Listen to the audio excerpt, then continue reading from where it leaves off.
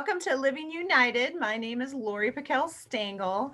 I'm the Executive Director for the United Way of the Brown County area, and today we'll be discussing our areas that we look at in Brown County in consideration for foster care and adoption programs throughout Brown County, and which is handled through Brown County Human Services. It's the United Way of the Brown County area's mission to connect people. And in this case, we're discussing families and children in Brown County to resources that they need. And I cannot think of a better resource than a safe and loving home. So here to tell us more about the program and how you can get involved and help is Denise Cam, and she is the Children's Service Supervisor for Brown County Human Services. So welcome, Denise. Hello, thank you. Why don't you give us a little background about Brown County's Human Services, programs, what they do, and how they really fit into the role of our community here in Brown County? Sure. Well, I supervise our children's programs. And so that would include child welfare. We have a family facilitator program that links services with the schools in all Springfield, Sleepy Eye, and New Ulm schools, and even the parochial schools as well too, and they are co-located sometimes in the schools or will go in and out of the schools, but operate out of human services to connect the school program with our social service programs. We also have child protection. We have family-based services for people going into the home to assist with parenting. We have the Parent Support Outreach Program, which is a voluntary service that helps connect parents with resources in the area for having families with children under the age of 10. And we have licensing as well too. So that includes all of our child foster care homes, our child daycare homes, and our corporate adult foster care homes as well too. Wow, that is a lot. Just Correct. holy cow. And we also have children's mental health services, and that is supervised by a different supervisor, but that would be the entirety of our children's services, yes. Wow, tremendous amount of work and really important work being done in Brown County. But we're here today to specifically talk about foster care, adoption, and tell us a little bit about, dig a little deeper into those programs, how they work, and just what that all entails. Definitely. The foster care program is near and dear to my heart because I, prior to taking the supervisor position, was the foster care licensor here for quite a few years, and then went into this role. So I am particularly advocate in that area, know a lot about that area as well too. But I have also seen through the years that our number of licensed foster parents in the Brown County area has dwindled. A lot of that is just obviously due to we had some people that were in it for a long time and they just decided that, you know, it was time to move on to other things. We had people that actually ended up adopting for the program, and so they didn't have the room and capacity that they previously had. People just get busy with their lives, those sorts of things. So currently, throughout all of Brown County, we only have 6 licensed child foster care homes, and only one of them is outside of New Ulm. Otherwise, everyone else is in our New Ulm area. And that gets really challenging for us because when we have out-of-home placements, and it doesn't even have to be out-of-home placements, it can be respite placements, those sorts of things as well too, short-term kind of support for parents. We really try to make the best match possible for our children, but that gets really difficult when we have limitations just with the number of parents that we have. And so really when we are looking for foster care, we want a huge variety of people to be able to pick from so that we can have a good match. And so we don't want to have to move kids from school districts. We don't want to have to put them on a bus for a half hour to get back and forth. And so we really especially need foster parents in the Springfield area, Sleepy Eye area. We need a variety of different types of foster homes because we all know that every family has their own culture and values. And so what makes one child feel comfortable may not make another child feel comfortable. And so we need to have that variety to be able to make the best match possible for our kids so they can be successful. Yeah, that's hugely And so important. that's really a big push that we're doing right now. Yeah, that's Hmm. so many things to consider. And I suppose, that's one reason why maybe too the numbers are down. Maybe people just don't know enough about it. So tell me, like, if someone's thinking about it, thinking about becoming a foster parent, what are some of the questions or things that they need to think about ahead of time, or that might help them push them in one direction or the other? We always kind of say it normally takes a person about 10 times of hearing or thinking about it before they actually follow through and do the application and call in and get the information. And so, yeah, there are a lot of things to consider. Basically, when it comes to licensing itself, there aren't a huge number of requirements. You have to be at least 21 years of age. You can be single, you can, married, whatever those circumstances look like. There's basically a home inspection to make sure your house physically meets all their requirements for fire marshal standards, safety, those kinds of things.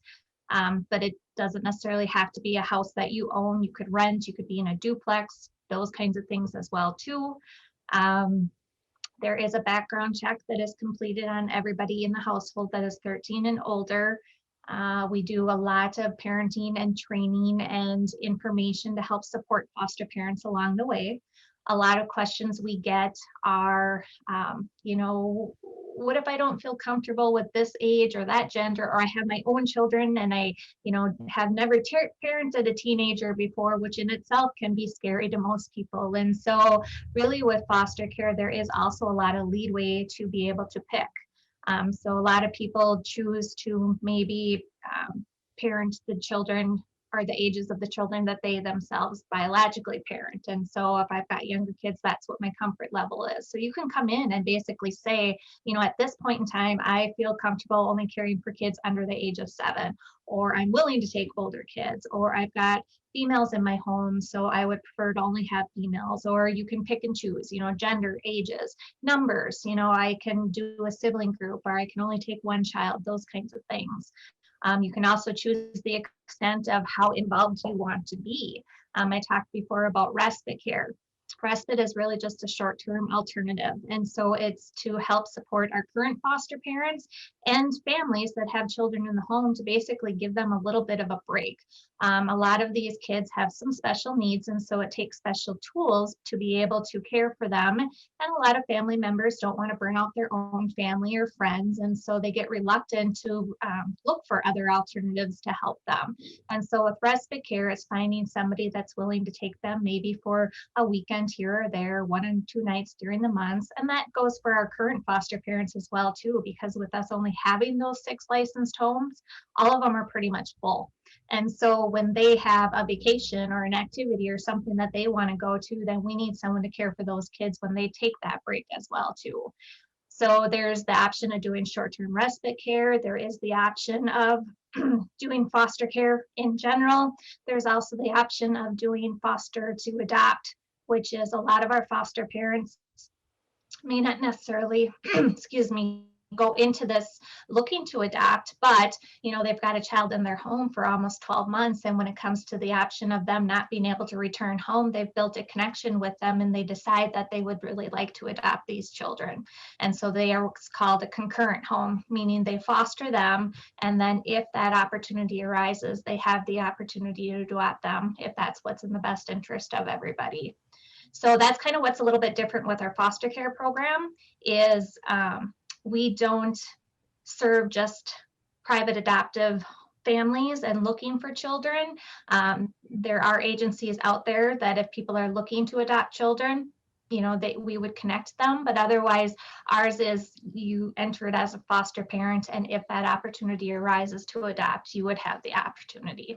Yeah, that's good to know, because that was a big question that I had too. Is this something that you're expected eventually to be an adoptive parent, or are is this something that you can, maybe try? And I think the respite care maybe would be a great opportunity to, just see how it would work and help out.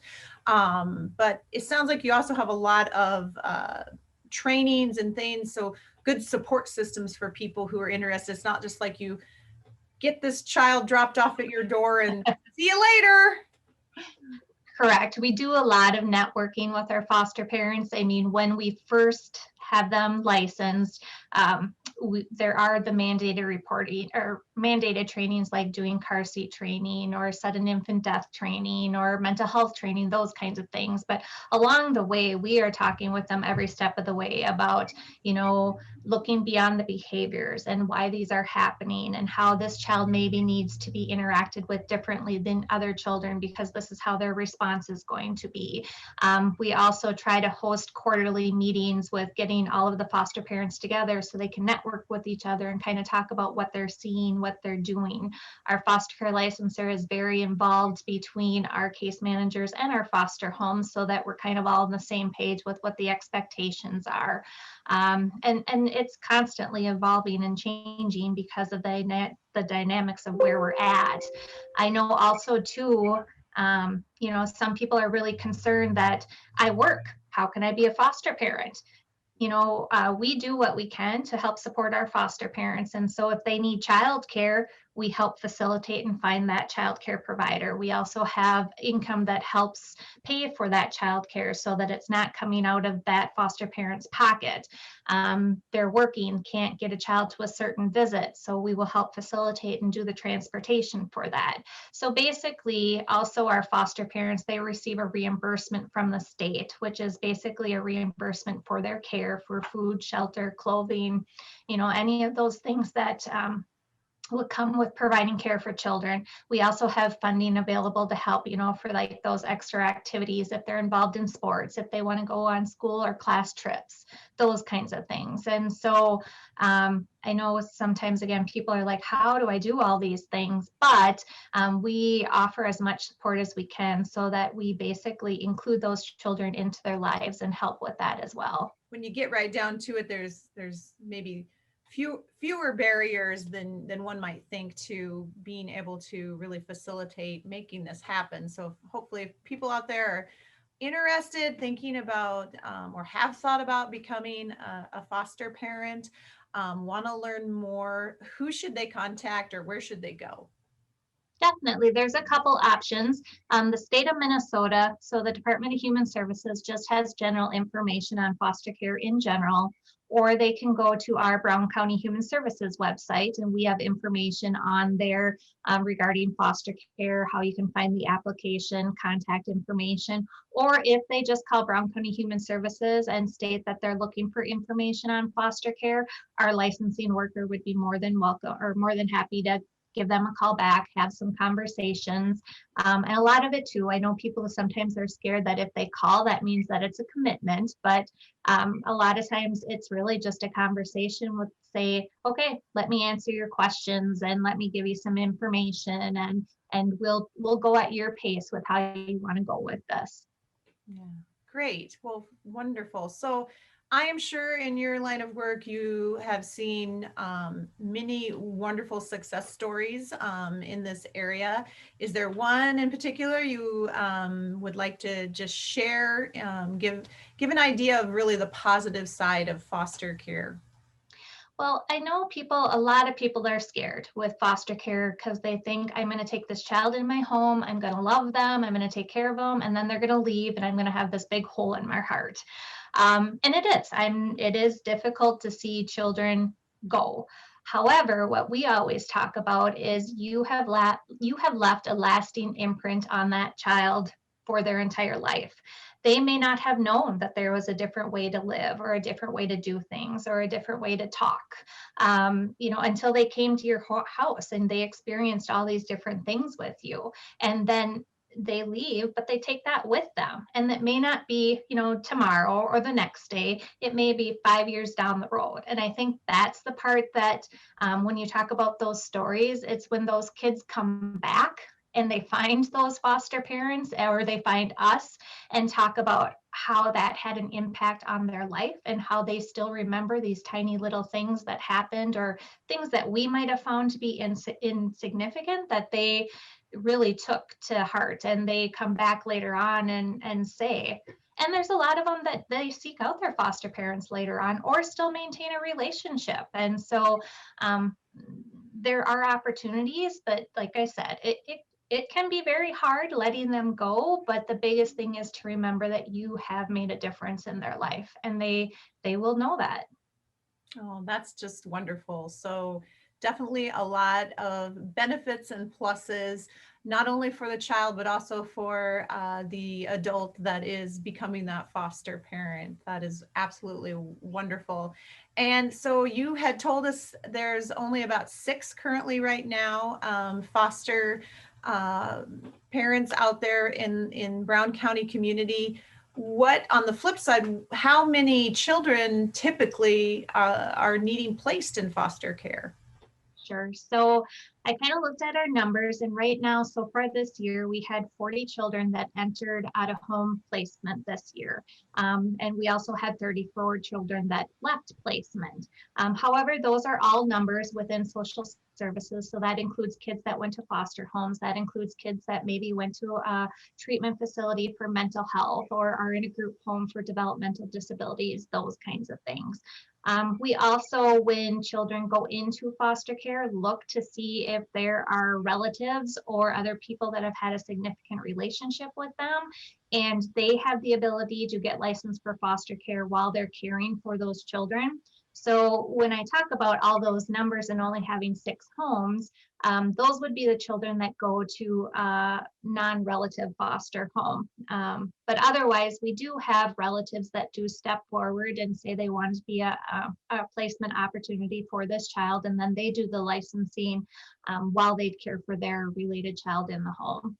Yeah. But still, that's a large amount of children per Right. And family. those are out of home placements. That's not even, our kiddos that are still needing respite care or short-term care. And like I said, a lot of people are more comfortable with the younger age. And so when we get those older youth or teenagers coming into care, we really have a shortage of homes that are willing to take on those youth as well. Yeah. So thank you so much for coming on and sharing. Is there anything else that we missed that you want to share with everyone about the program or any other program that you'd like to just share with everyone? Sure. Like I said, I know foster care in itself can be overwhelming, especially when you think about how many other things people have going on in their lives.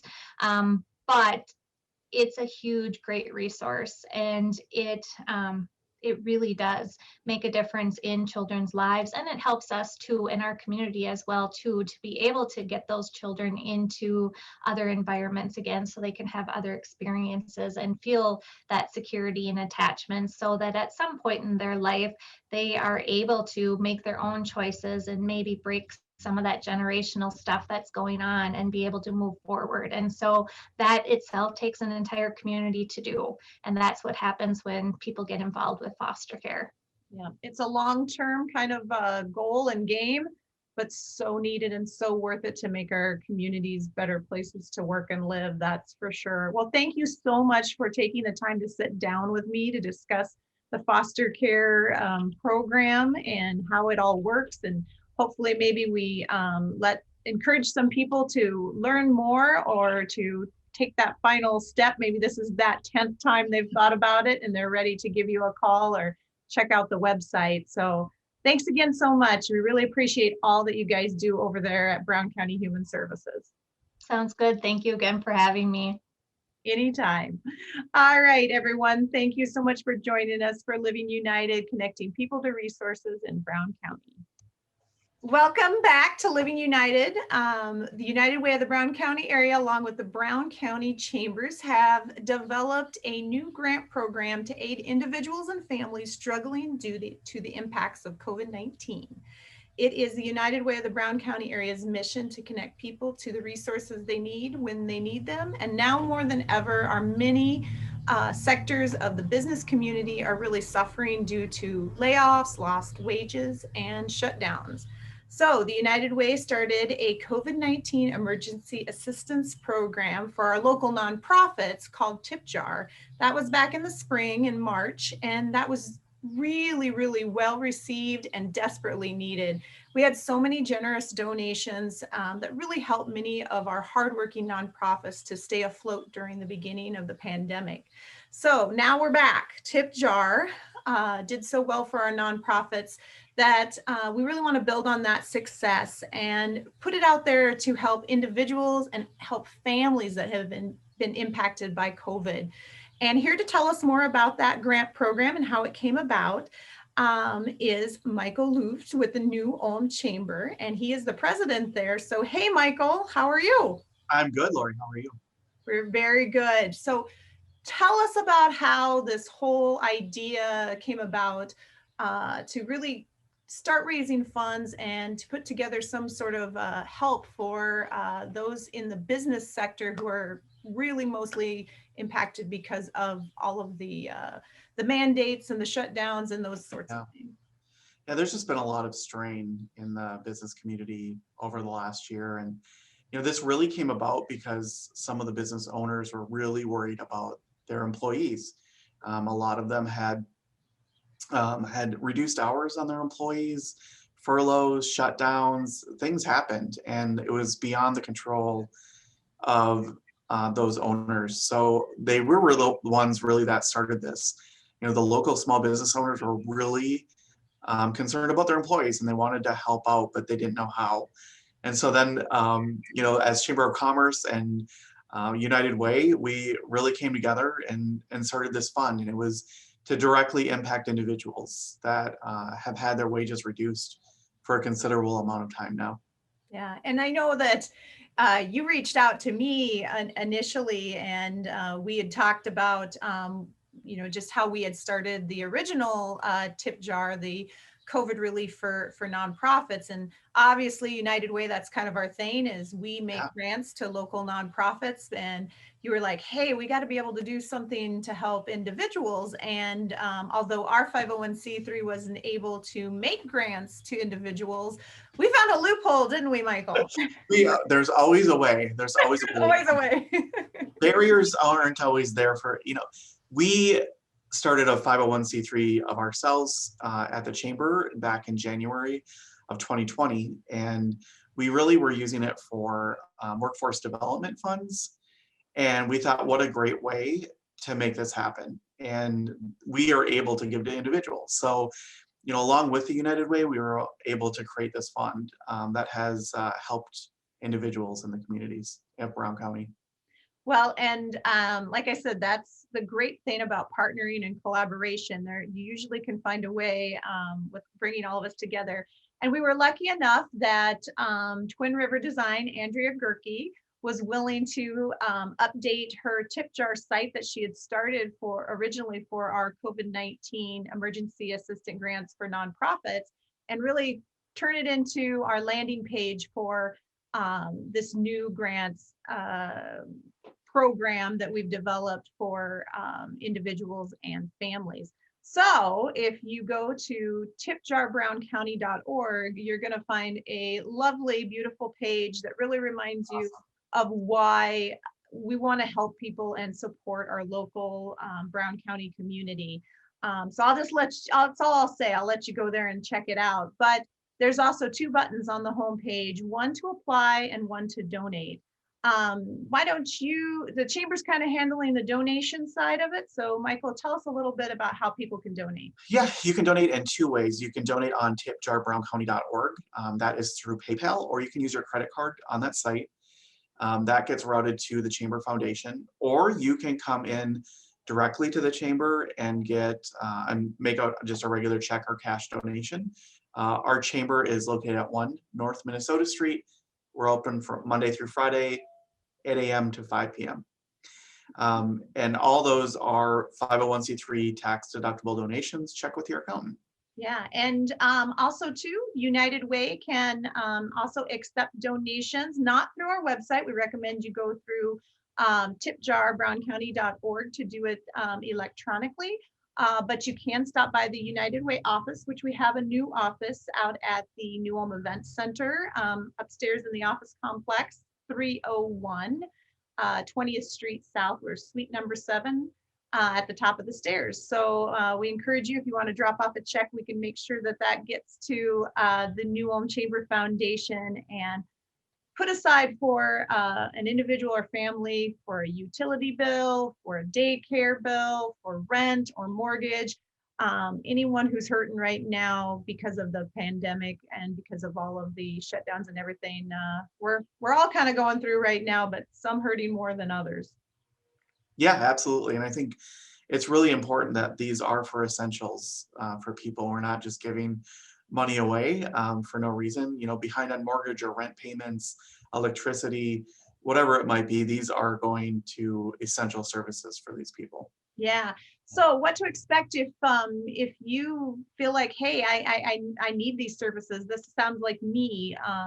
So when you go to the tipjarbrowncounty.org, you'll see the apply button. When you hit that, it actually routes you back to the United Way. And we have an all online grant application, and it's not very long, but the main criteria that we cover, the things that we're looking for is we need to know how has this pandemic affected you? So have you been laid off? Do you have reduced hours? Have you been furloughed? What is exactly with COVID related that has put you into maybe a situation where you need extra cash to pay bills? The next question you're going to see is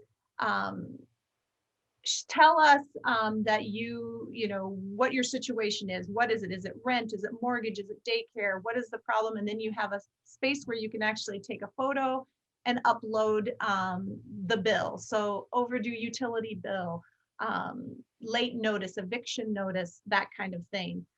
Easy stuff. Easy stuff. Easy stuff. And then your driver's license, just to show that you are a resident of Brown County, and then you hit submit. And we are trying to really fast track these grants. So it takes about a week and a half, and you should hear something back from us. Yeah. Easy to do. Yeah. And we're there to help. If you need anything, you can always email me at michael@newulm.com.